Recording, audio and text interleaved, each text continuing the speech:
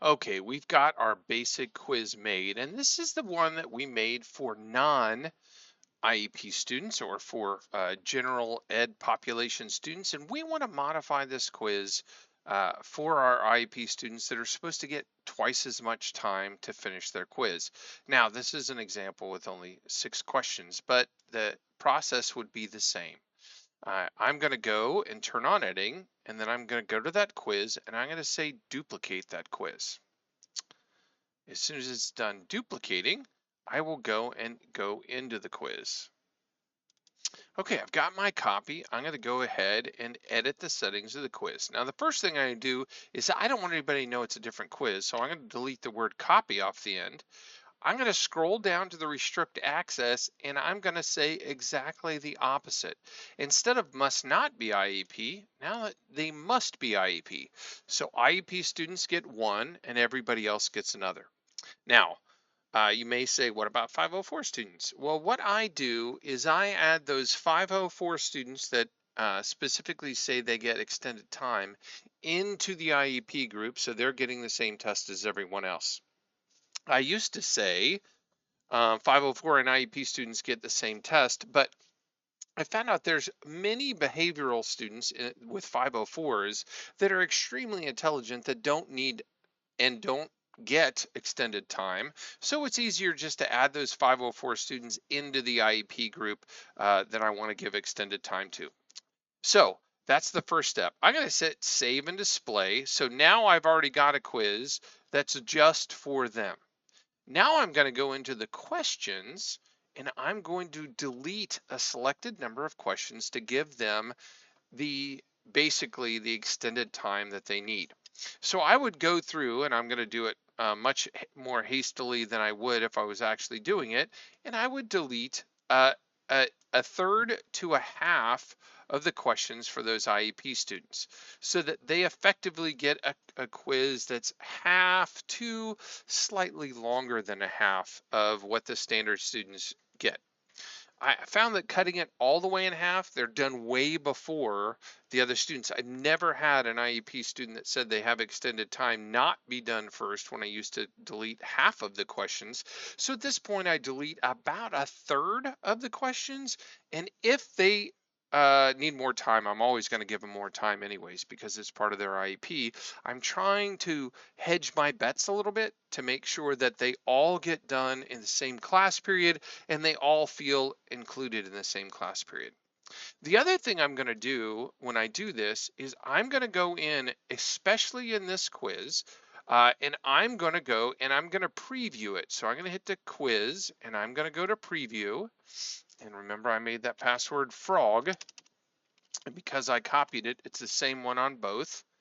And I'm going to go through and make sure every single one of my questions in the IEP category, as a minimum, reads to my students. So I'm going to make sure that one read to them. I'm going to go to the next one. And if I hit one that I'm like, oops, this might be a horrible choice since there's a lot of reading for my IEP students, or it's not a horrible choice, but it doesn't read to them. So I need to edit the question for them. So it does.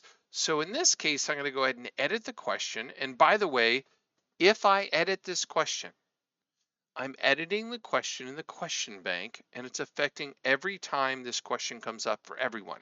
So it's not like I'm adding reading to only IEP test question people. The people in the general ed question are gonna see this as well, which is perfectly fine.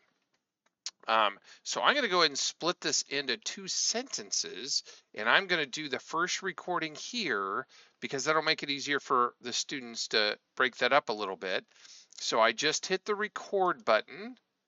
Again, well, it doesn't matter if I move it because as soon as I hit start recording, it's going to go back. I'm going to move it afterwards. You are called to a lab on a support ticket about a bad monitor. The monitor comes on, then says no signal, then goes off. You decided obviously is getting blank and that the blank is good, or you would have never seen the initial message. Okay, so I've got that sentence is going to be underneath that one. And then I'm going to break it up again because I don't like having them too long for my ones that are being read to them. So I'm going to break it up again, and I'm going to do another recording.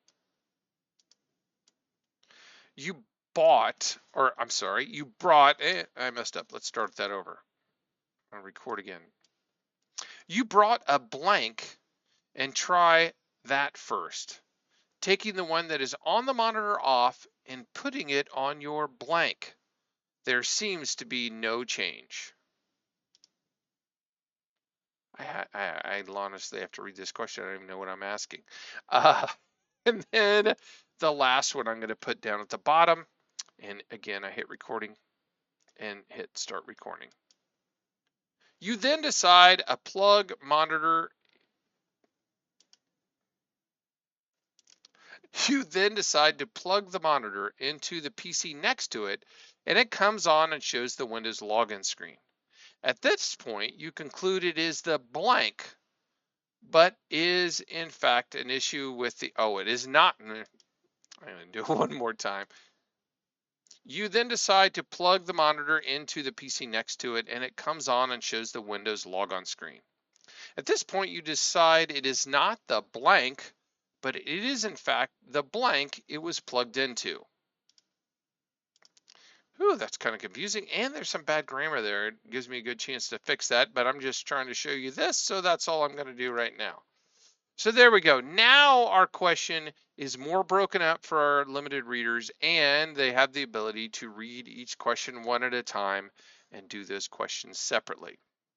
So I would continue on through this, make sure each of these read to my students, and then I know this one is set up for my IEP and extended time students. And that's how you modify, and that's the easiest way to modify a test so that you've got one that's for your gen ed population and one that's for your IEP or extended time students.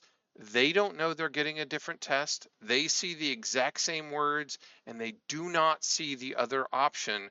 So they all feel like they're getting the exact same test at the exact same time.